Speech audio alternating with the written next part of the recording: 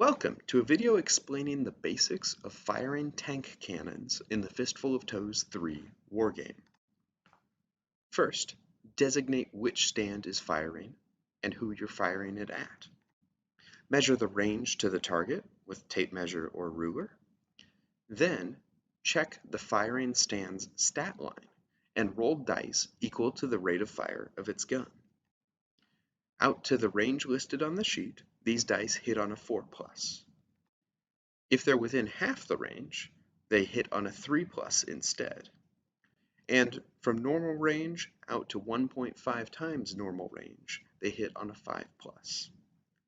In certain types of terrain, the target is entitled to a saving throw to resist the effects of the fire. Finally, if there are hits that are not saved by the terrain, they are checked for penetration to determine the damage to the target. Terrain saves are handled as follows. You roll one die for each shot that hit the stand, and then you compare with the save number for the terrain. This represents some combination of the soft concealment and hard cover that a terrain provides. For example, a low berm is a 6 up, since it's not a great level of protection. Woods are 5+, and a town or urban area is 4+ to represent the large amount of hard cover that vehicles are able to maneuver around and behind. If the save is made, that shot missed.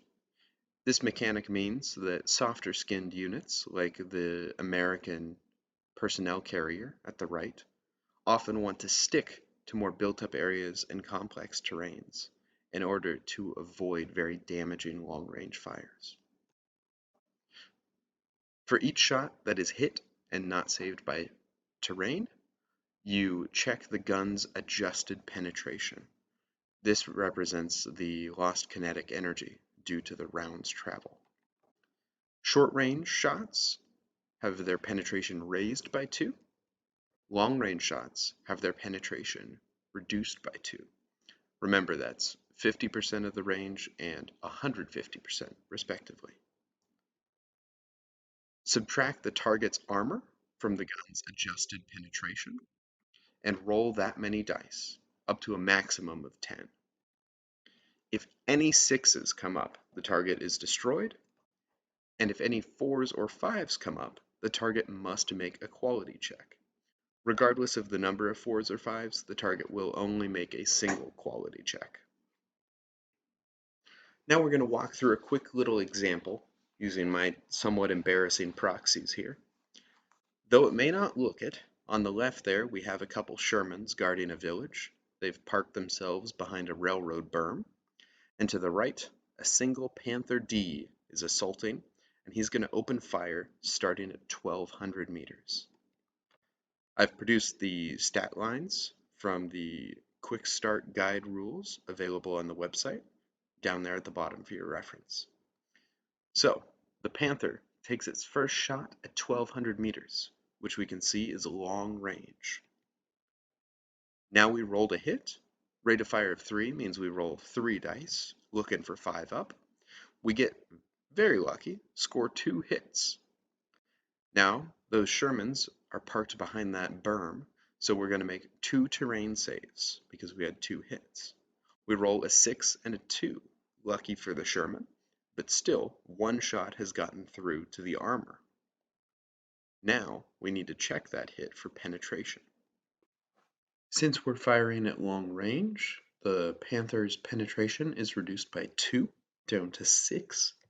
The front armor of the Sherman is 5, so we take the difference to get 1, so we'll roll 1 die to check whether or not the shot penetrated through the armor.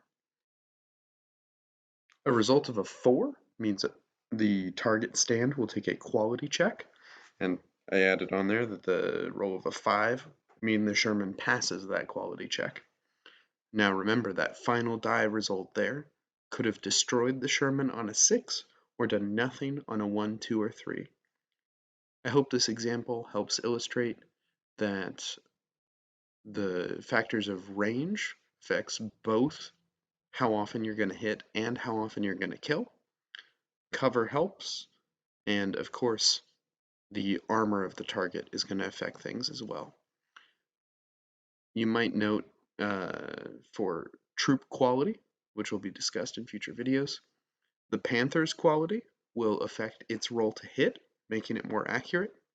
The Sherman's quality will affect how likely it is to pass a quality check, or how survivable it is on the battlefield. And that's all for this video. Tune back in next time to explore more aspects of this wonderful game.